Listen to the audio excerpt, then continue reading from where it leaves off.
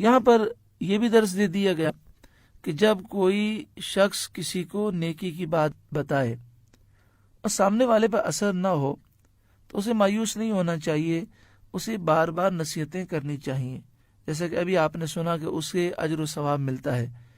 لیکن ساتھ میں یہ بھی سمجھ لینا چاہیے کہ ہمیں نہیں معلوم کہ اس کی قسمت میں ہدایت ہے یا نہیں ہے، اس لیے ہم 4 مرتبہ نصیحت کر کے یہ نہ کہہ دیں بھائی اس کے نصیب میں تو ہدایت ہی نہیں ہے، یہ نہیں کہنا چاہیے۔ نبی کریم صلی اللہ علیہ وآلہ وسلم تو اللہ کی عطا سے جانتے تھے کہ فلاں شخص کے نصیب میں ہدایت نہیں، پھر بھی آپ بار بار اسے نصیحت فرماتے، اور نصیحت کے انداز میں کسی قسم کی پریشانی نہ ہوتی، بلکہ آپ دل جمعی کے ساتھ اسے نصیحت فرماتے۔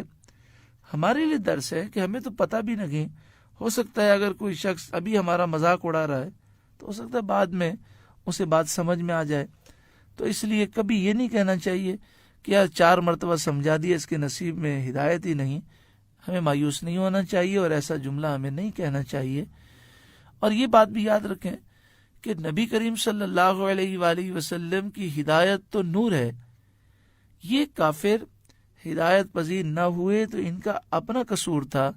جیسے بارش تو برکت ہے، لیکن بنجر زمین پر بارش ہوتی ہے اور وہ زمین جو ایسی مردہ ہوتی ہے جو زندہ نہیں ہو سکتی اور وہاں کوئی فصل نہیں اگتی، تو اس میں بارش کا قصور نہیں بلکہ اس زمین کا قصور ہے۔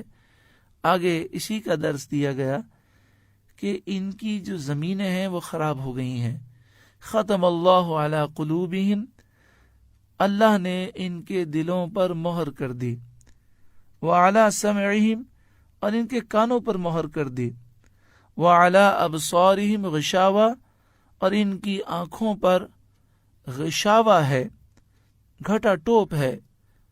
غشاوہ کے معنی ہوتے ہیں ایسا پردہ کہ جس کے بعد آنکھوں میں ذرہ برابر بھی روشنی نہ جا سکے، یعنی ان کے دل مردہ ہو چکے، ان کے کان مردہ ہو چکے، ان کی آنکھیں مردہ ہو چکی ہیں، نہ یہ حق کو دیکھ سکتے ہیں، نہ حق سن سکتے ہیں، نہ ان کے دل حق کو سمجھ سکتے ہیں۔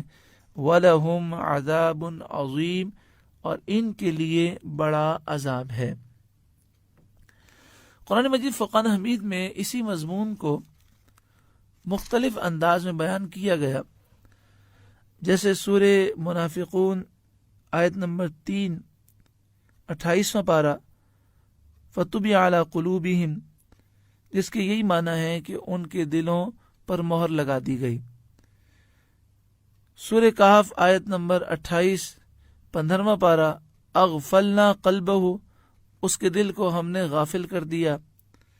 سورہ مائدہ آیت نمبر 13 چھٹا پارہ، قاسیہ کا لفظ ہے کہ دل سخت ہیں۔ سورہ مطففین آیت نمبر 14 30واں پارہ، ران علی قلوبہم، ان کے دلوں پر زنگ ہے۔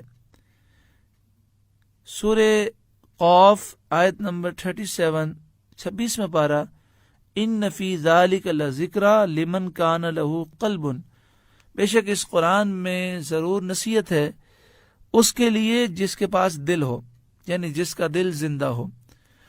تو مختلف آیات میں یہ مضمون موجود ہے کہ جب دل مردہ ہو جاتا ہے اور وہ زندہ ہونے کے قابل نہیں ہوتا تو نصیحتیں اثر نہیں کرتے۔ دل پر زنگ کیسے لگتا ہے؟ آپ نے دیکھا ہوگا بسا اوقات بعض لوگوں کے دل ایسے ہوتے ہیں کہ ماں روئے تب بھی کوئی اثر نہیں ہوتا، باپ فریاد کرے پھر بھی ان کے دل ہلتے نہیں ہیں، لوگوں کے جنازے دیکھتے ہیں پھر بھی توبہ نہیں کرتے، لوگوں کو جو غرور و تکبر کرنے والے ہوتے ہیں، گناہوں میں پڑے ہوئے ہوتے ہیں، ان کو برباد ہوتا ہوا دیکھتے ہیں پھر بھی ہدایت پذیر نہیں ہوتے۔ کیوں ایسا ہوتا ہے؟ حدیث پاک میں اس کی وضاحت کی گئی۔ سنن ابن ماجہ صفحہ نمبر 313، حضرت ابو ہریرہ رضی اللہ تعالیٰ عنہ سے روایت ہے، سرکار دو عالم صلی اللہ علیہ وآلہ وسلم نے ارشاد فرمایا کہ جب انسان گناہ کرتا ہے تو گناہ کی وجہ سے دل پر کالا نشان ہو جاتا ہے، اگر توبہ کرے اور گناہ سے باز آ جائے تو وہ دل صاف ہو جاتا ہے، اور مسلسل گناہ کرتے رہے تو کئی کالے نشان لگتے ہیں، یہاں تک کہ پورا دل کالا ہو جاتا ہے۔ یہی وہ زنگ ہے جس کا ذکر اللہ تعالیٰ نے فرمایا۔ پھر آپ نے یہ آیت کریمہ تلاوت فرمائی، کلا بل ران علی قلوبہم ما کانوا یکسبون، جو انہوں نے گناہ کیے ان گناہوں نے ان کے دلوں پر زنگ چڑھا دیا ہے۔